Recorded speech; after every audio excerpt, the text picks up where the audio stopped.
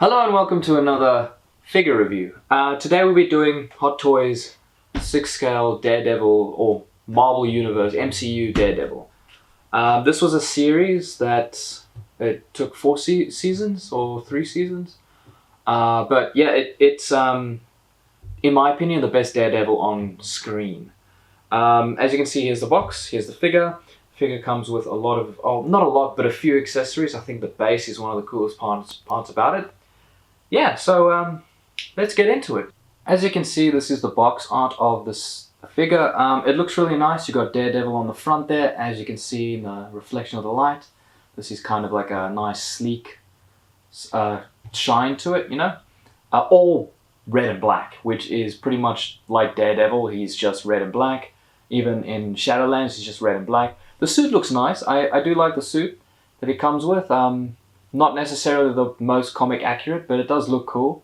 It has a lot of, I suppose, like use in the show. Like there's a lot of like armor towards it. But anyway, so this looks nice. It's just, you know, Daredevil. You've got the production warnings and people who helped fund this project. And you've got like this another shine that says Daredevil 1/6 scale. It even says it in Braille down here that you can actually like feel, which is actually pretty cool considering that Daredevil is a blind character. Yeah, it looks pretty good. It looks nice. There's a few scuffs on this box, but that's because I got it from a convention that they only had this one left, so they took it out of the display box, the display case for me, chucked it in the box, and then gave it to me. Anyway, so simple sleeve that comes out off.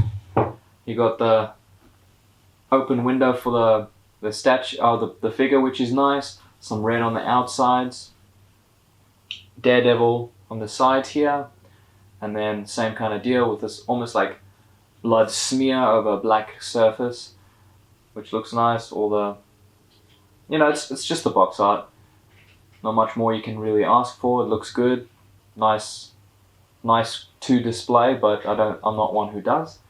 But yeah, you got Daredevil on the top there and on the bottom. Yeah. So let's get into the figure. Alright, here we have the accessories. As you can see, you get a number of them. A little less than what I would think for a Daredevil's figure. But at the same time, it's kind of everything you really need. You don't need much more than what you see in front of you. I'm pretty sure this is Daredevil from the 2nd season or the 1st. I'm not entirely sure, I'm not going to lie. But anyway, here are his accessories. You've got his little baton things here. Very cool. One with a wire. Very awesome. Very nicely painted. You can see it's mostly silver and that maroon color. Very reminiscent of the suit. You got a little silver tip on the end here. Silver over here. Almost like you can see the mechanism that works. Very well detailed, round circles, and rings around the thing.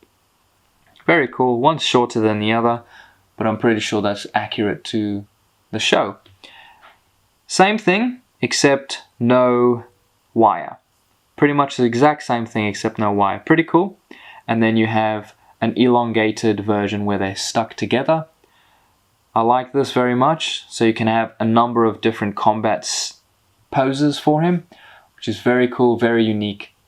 You've got two-fisted, oh, not these aren't the fisted hands. These hands are the two hands that hold either of these baton things. Very nicely painted, very nicely sculpted. You've got these, like I said before, almost bikey looking gloves, red armor on the top, black on for the knuckles there. Nice texturing through it all. So, nothing too fancy with the coloration, just plain black and the maroon color. Very cool. Then you have two open palm hands. I love it when they make two different kinds of open palms. So they're not the exact same version, just flipped, but one slightly different to the other. I do like that. Makes it very unique and dynamic for whatever pose you use it for. Then you got two fisted hands. Nothing too crazy. All the same color sequence. All painted the same. Sculpted very similar. Very nice. Then you have two different versions of the face. One closed mouth, which you saw in the close-ups, or you will see in the close-ups. One battle damage version. I do like this one. I pose him with this one. Very cool. There's a sheen to the blood, makes it shiny, makes it fresh. He's gritting his teeth, and the detail is amazing.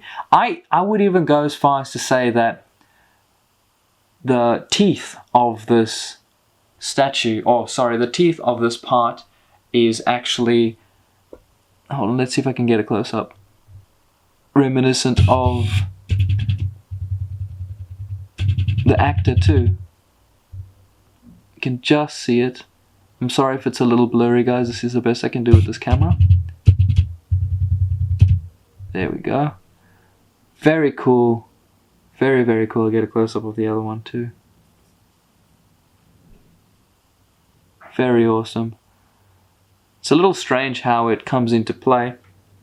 Sorry, just let me focus the camera again. There we go. How it comes into play is you take the top part of his head off, like so. Come on. I feel like I'm going to break it. There we go. You place in one of these like that. And you put the top part back on. Absolutely seamless, absolutely amazing. They did that, they engineered that very well. Very happy. Alright, here we have the backdrop that it comes with. Very cool. I do like the backdrop. It's very nice.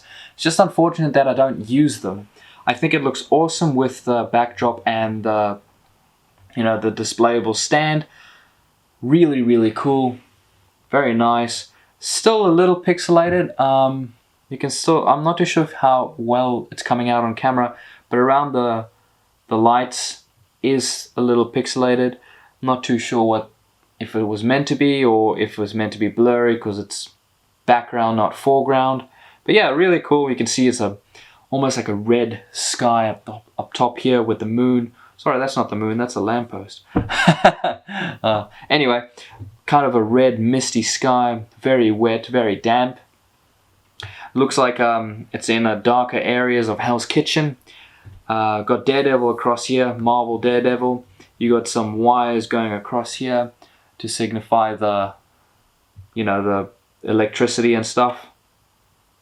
What are they called? Wire? Yeah, they're just wires, right? Anyway, then you've got some cars in the back, as if he's, I don't know, either prowling the streets or, I don't know, about to face someone on the street. But yeah, very cool. I do like this. It's just unfortunate I don't have space to display it. You hear that, Hot Toys? Make it smaller! Alright, so we'll start from the bottom and work our way up. As you can see, the bottom has this nice display stand where it is a typical New York kind of look. It's got the pavement, it's got some piping, it's got some brickwork, it's got some broken glass, it's got the road with some wet kind of look over it, you know, like a pool of water of something, you know. It looks really nice. One of the cool things about this display stand is if you don't like how big it is, or if you are limited to space, you can swap it out for a normal New York sidewalk or New York pavement or road or something, which is pretty cool. I do like the way they give you that option.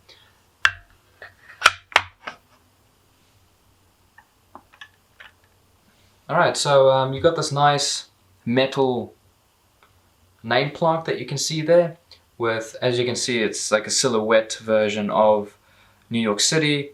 You got some buildings, you got a little water tower, and you got Daredevil with Marvel written there in the font that it is in the show, which is pretty cool. I do like the way they did the base. Very nice, very unique. Definitely stands out with most Hot Toys. Like most of the Hot Toys display stands or dioramas or whatever. It does look very good. Some of it looks kind of bad, like the glass looks very cheap. It looks like it's just shards of a light blue, baby blue plastic. The bricks look cool. The pipe looks really cool. I would have liked to see a little bit of rust or a little bit of a metal wash or brush, dry brush work or something would look really cool. The texture of the road is kind of rough, a little bit like a very fine sandpaper, but this is completely smooth, absolutely smooth. I would have liked to see some resin work in there, as if it was real sandy kind of texture, and then actual indents for the road or like the wet areas. But the effect still comes across really nicely, really cool. I like the fact that you can move the base around if you needed to. If you really wanted to, oopsie, you can take this off. I think this is the whole point of why you can move it around. You can take that away, you can move that forward, and you can have just a display stand for him with no intervening of the crotch grab holder thing. But it leaves a little bit of a nasty look on the back here. But you're not going to be looking there anyway. It looks nice. See, we've got some concrete effect in the back here. Looks really cool for a road / sidewalk look. The only thing that makes no sense is why is the sidewalk so close to, or like the walkway so close to a brick wall? I guess it's New York, you never know. It's built on hundreds and hundreds of years or whatever. Alright, let's talk about the suit. You can see the suit is kind of textured differently. I apologize for if you hear a dog barking in the background. Something seems to be bothering my neighbor's dog. But I promise you they look after the dogs quite well. I think he's just being a sook. Anyway, so you got some of these nice little shin pads here. Oh, sorry, not shin pads. Knee pads over here, which is really cool. You got some black, you got some red. I'd say it's more of a dark maroon than a red. The boots look really good, except for that seam line. Looks very nice, very weathered, very used, as Daredevil would use, you know, his suit quite a bit. Same with his knee pads. A lot of scuffs and scratches all up there. Same with the holster for his little sticks over here, his nightsticks or whatever the hell you want to call them. Different raised effects, different textures, different like, there's like lining or where the seam would be sewn together, which is really cool. The suit is very unique, purely because it's made by a professional who, I guess, specializes in a light fabric armor, I suppose. And that's where he gets his awesome looking suit from. Yeah, that's pretty much it for the bottom. Looks really cool, looks really nice. The side here, you can see that it does hold these things quite well. Again, I apologize for very tight fit. Okay, I'm not going to try and force that. You can hear the plastic, can't you? But it does hold the two little sticks, which is really cool. It looks really nice. It's got nice little buckles, some fine line work in there. The texture looks really cool. The buckles are really nice. Very, very well done. Very, very cool. They could have just changed the design a little bit by just adding two little, you know, piping bits here to make it be able to fit in there quite nicely. But they had all the little textures, all the little lines that comes with the show, which is pretty cool. The only downfall about the show is you don't really see the suit till the last episode of the first season, and then you see it from then on. Alrighty, so here is the top half of Daredevil. As you can see, there's a few nice little details in there. Really, really cool looking. A lot of different kind of textures and stuff. Similar to the bottom half, obviously, but you've got some slightly different kind of material through here, like this fine black, I guess, little rubber bit. You got some little buckles and rivets or whatever. You got buckles down here. He's even got a collar. Nice little plastic bits here and on the shoulder for a little extra armor. He still has these nice little seam lines and stuff going throughout the suit. Elbow pads. Gloves are really cool.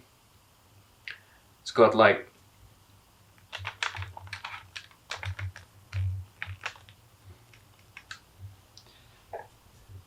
this plastic part going around here. Like these, almost looks like bike glove kind of knuckle dusters. Black material on his hands. Yeah, it looks really, really good. Looks really, really cool. Similar to the bottom half, but slightly different.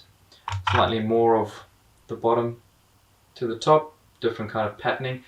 The patterning kind of resembles a lot of muscle structure through. We've got the chest, pecs, we've got the ab areas, the sides here for, I don't remember what those are called, but they're there. They're like the side muscles here. Looks really cool. The belt all works nicely, looks all the same. From what I remember, I think the black parts were the strongest areas to the red. But yeah, really cool looking. Alright, here we have the portrait where this figure really does stand out. Very well done, very sculpted very beautifully. And the line work on the cowl looks amazing. All the line work on there is pretty much perfect. Different textures, different shines, different paint jobs look really nice. You can see that there are, I love this part here, where you can see the black kind of hard plastic and then a almost material like texture similar to the suit, and then you've got the black through the eye area, the temple area, which looks really nice. As you can see, he has material going down from his mask all the way around his neck and coming up and around his head here too. Nicely sculpted little wrinkles in there. The seam looks really good. There is a lot of shine on this head sculpt. I had to rig my lighting just a little bit to see it a bit better because of how dark the back is, how light the back is. The figure was coming out pretty dark. You couldn't really tell the colors that well. But it is more of a maroon rather than a red. I don't mind it. It's very accurate to the series, which is really nice. I love the skin tone and the skin coloration. You can see it really does represent and take after the actor very well. You've got different kinds of shades through the skin to make it look realistic. You've got some 5 o'clock shadow.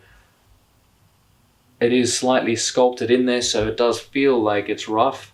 You've got nice coloration to the lips. It does really look like the character from that part, at least the mouth and slightly a little bit more of the nose. Very well done. And the eyes are absolutely superb. Kind of outworldly or underworldly, if you will, for how that shine comes about.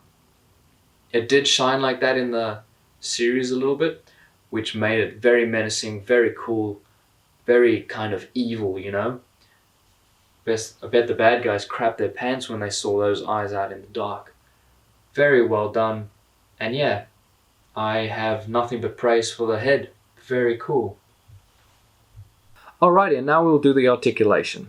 So, because this is a standard Hot Toys body, he would have most of the same movements, but because of the suit, it will be different. Might be more difficult or less difficult depending on the thickness of the fabric. So, naturally, you get a ball jointed head, goes all around. Shoulders, as you can see, that's about as far as it can go without the suit pulling it down. See that? Goes forward about that much. You could force it, but I kind of don't want to. That works well. Ball jointed wrists, swivel at the bicep, not bad. Ab crunch, leg up, that's as far as it can go without it starting to pull back. Still not too bad, but for a dynamic figure you do want a little bit more movement. Twist at the hips. Yep. Double jointed knees. Swivel at the thigh. Now this is really cool. This was done really well. The engineering for the boot is so cool.